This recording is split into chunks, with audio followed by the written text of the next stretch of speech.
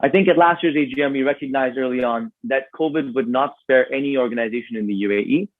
And I think what's easy to forget today is how much uncertainty there was in the air when we were talking about the future of all of our organizations over the coming year. So following last year's AGM, my team and I, the executive committee and I, sat down to really take stock of where we were as a CBC and what it is that we wanted to do. The good news was that the CBC was financially rock solid. And there are very few private or public or not-for-profit organizations in the UAE that could say that. And that's entirely thanks to the incredible foresight of previous executives. We then went about saying, listen, let's set ourselves, Diana, if you could just go back to the previous slide. We then went about the business of setting ourselves a few narrow but clear objectives. The first one was that we wanted to focus on how we delivered our services to members and look at how we can expand that suite of services. We wanted to then utilize technology to make daily operations easier and allow and create a better platform for members to engage with each other.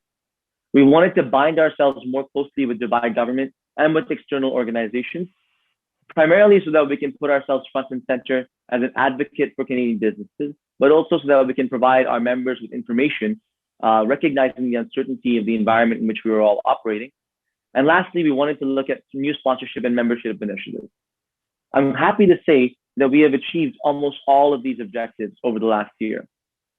I'll start by talking about our initiatives with regards to how we brought members closer together. And this was not just focused on how we can reframe what it is that we do. What we actually undertook was a fundamental rethinking of how it is that the CBC provides services to our members and our sponsors. If you can go to the next slide, Diana. We launched what are now called Connect Groups. And I'm proud to say that we've been able to launch 7 new Connect Groups to date. Well, of course, we have the Technology Connect Group being led by Rohit. We have the Entrepreneurs Connect Group being led by myself.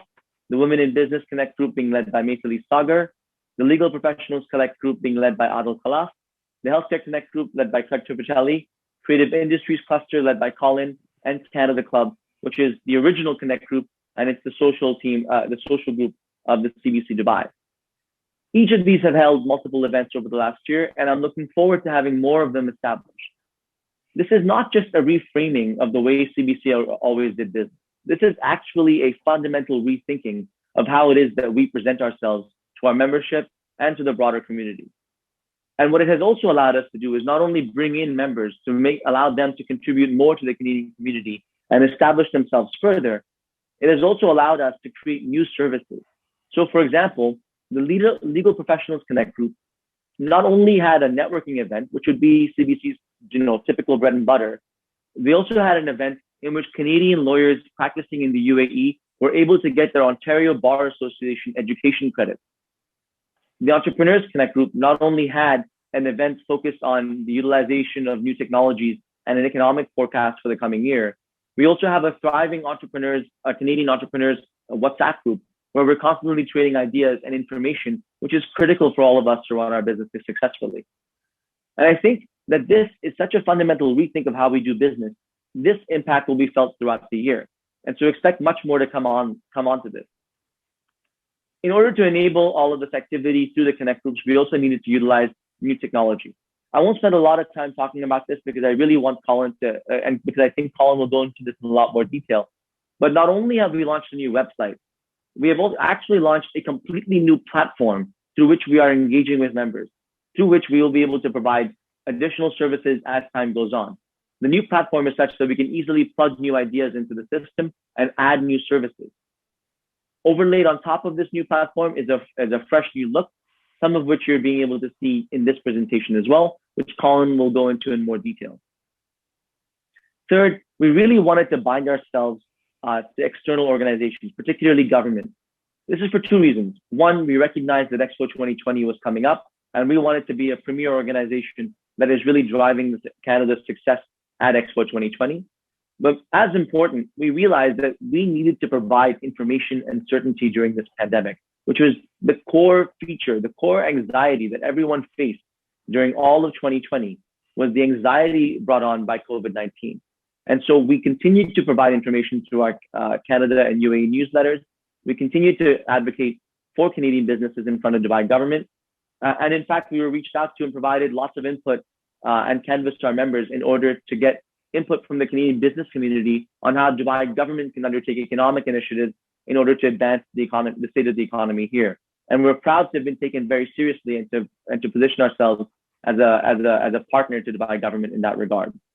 Lastly, we also undertook a number of sponsorship and membership initiatives, not least of which involved focused on bringing a spotlight to our members and sponsors and finding new ways to bring that spotlight to them through social media rates and guaranteed exposure to social media channels as well.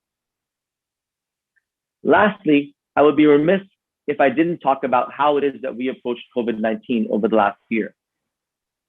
Again, a year ago, long before Zoom fatigue had set in for most of us, it's important to remember that webinars were not really a thing. And the CBC was in fact the first organization in the UAE to completely reorient its programming to be web-based. We did this not just because we needed to do that, in order to keep ourselves relevant.